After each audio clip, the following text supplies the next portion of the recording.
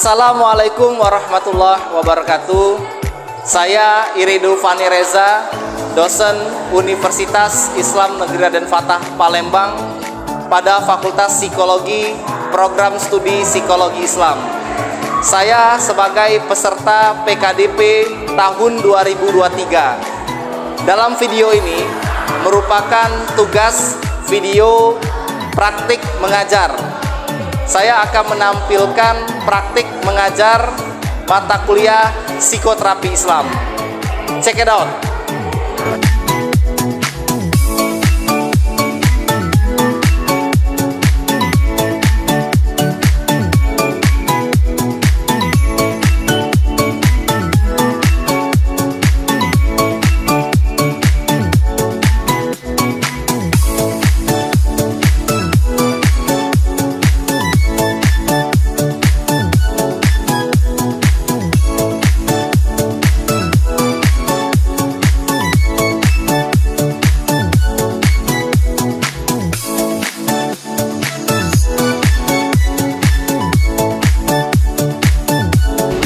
Assalamualaikum. Waalaikumsalam.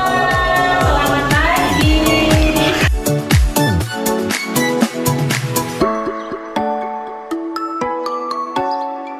Sebelum persiapan mengajar, saya telah mempersiapkan beberapa perangkat pengajaran seperti rencana pembelajaran semester, laptop, mouse, pulpen untuk menunjang proses belajar mengajar.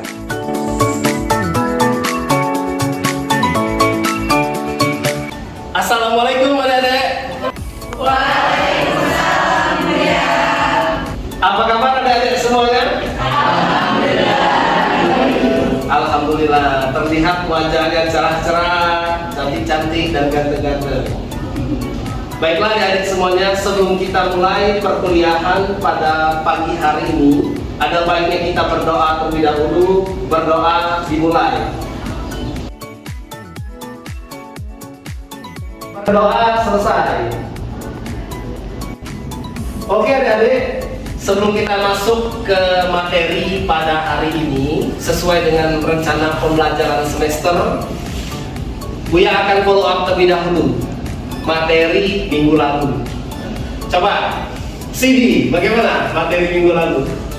Baik Buya, untuk materi minggu lalu itu kita tuh mempelajari ada 3 hal. Yang pertama itu preventif, kuratif, dan evaluatif. Oke, bagus Sidi. Ada 3 tujuan dari psikoterapi Islam sebagaimana materi minggu lalu: preventif, kuratif, dan evaluatif. Coba sekarang Cindy, apa itu preventif? Oke Buya, preventif yang sudah Buya jelaskan di minggu kemarin itu merupakan sebuah teknik pencegahan dalam psikoterapi. Oke, teknik pencegahan dalam psikoterapi Islam. Bagus sekali, itu adalah preventif. Nah, selanjutnya ada kuratif ya. Nah, coba John, apa itu kuratif? Baik Buya, jika ditanya kuratif itu sebenarnya tindakan setelah preventif pertama. Berarti kuratif itu ketika sudah terjadi itu proses pengobatannya, lebih ke fokus ke treatmentnya seperti itu. Oke, Buya akan tampilkan materi sebagaimana yang ada di slide, yaitu temanya langkah-langkah psikoterapi Islam dan syarat-syarat psikoterapi Islam. Langkah-langkah psikoterapi Islam. Psikoterapi Islam itu memiliki 2 penerapan. Yang pertama, Islamic Self Psychotherapy. Islamic Self Psychotherapy ini adalah penerapan psikoterapi Islam yang diterapkan oleh diri sendiri. Jadi sifatnya mandiri. Bagaimana kita menerapkan, mengimplementasikan psikoterapi Islam itu secara mandiri. Nah, ini disebut dengan Islamic Self Psychotherapy. Bagaimana teknik penerapannya? Yang pertama, menganalisa permasalahan yang dialami. Yang kedua, melakukan proses psikoterapi Islam. Yang ketiga, mengevaluasi proses dan hasil yang telah diterapkan. Nah, ini 3 tahapan dalam menerapkan Islamic Self Psychotherapy. Selanjutnya, selain Islamic Self Psychotherapy, penerapan psikoterapi Islam untuk pengobatan ataupun penyembuhan. Jadi ada psikoterapis. Psikoterapis itu siapa, Dek? Orang yang memberikan terapi. Klien? Betul, orang yang mendapatkan terapi. Nah, penerapan psikoterapi Islam untuk pengobatan dilakukan oleh 2 orang minimal. Ada psikoterapis, ada klien. Bagaimana tahapannya? Tahapannya yang pertama dalam psikologi membangun hubungan dekat atau yang disebut dengan report, ya. Yang kedua, menganalisa permasalahan yang dihadapi klien. Nah, kita perlu menganalisa dulu apa yang dialami oleh klien. Setelah itu kita tentukan tujuan psikoterapi Islamnya bagaimana, apa sih bentuk terapinya, bagaimana tekniknya. Nah, ini kita tentukan. Selanjutnya melakukan proses psikoterapi Islam. Nah, setelah kita tahu tujuannya apa, maka ada implementasi penerapan psikoterapi Islamnya. Selain itu, perlu diakhiri dan perlu dievaluasi sebagaimana materi minggu lalu, teknik evaluatif, ya, mengevaluasi apakah psikoterapi yang diberikan itu efektif dan efisien terhadap klien kita. Baiklah adik-adik, Buya akan menampilkan video pembelajaran tentang penerapan implementasi psikoterapi Islam. Salah satunya bentuk terapi dalam psikoterapi Islam yaitu melalui wudhu. Wudhu sebagai psikoterapi Islam untuk meningkatkan kualitas tidur. Ini merupakan hasil penelitian yang pernah Buya lakukan. Assalamualaikum warahmatullahi menikmati. Jumpa lagi bersama saya dalam video interaktif penerapan pembelajaran dan psikoterapi. Oke, baiklah adik-adik, dari materi tadi, apakah ada yang mau ditanyakan? Silakan.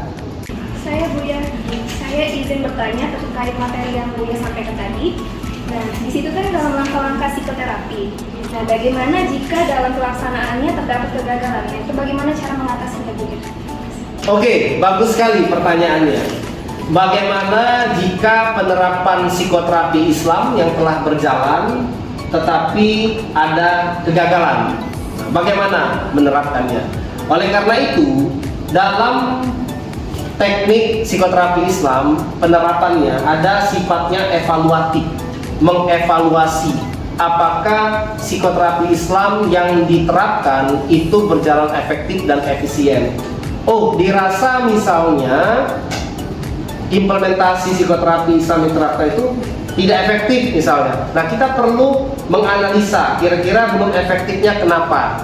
Apakah ada step psikoterapi yang terlewatkan atau terapi yang diberikan belum kita jalankan sesuai prosedur, atau terapi ini belum kita pahami dengan baik dan benar. Nah, jika kita sudah tahu di mana titik dari permasalahannya, nah kita perbaiki proses penerapan psikoterapinya.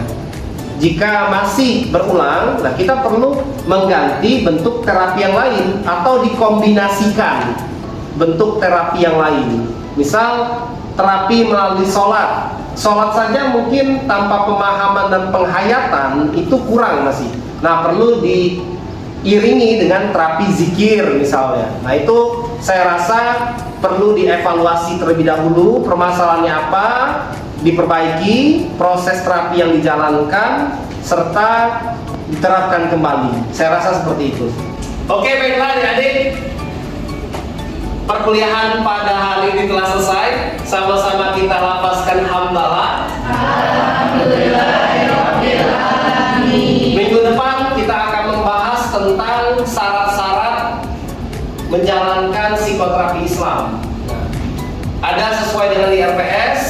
Silakan dipelajari, dan tugas kelompok juga akan presentasi minggu depan. Sampai berjumpa lagi generasi penerus bangsa. Buya akhiri. Wassalamualaikum warahmatullahi wabarakatuh. Waalaikumsalam.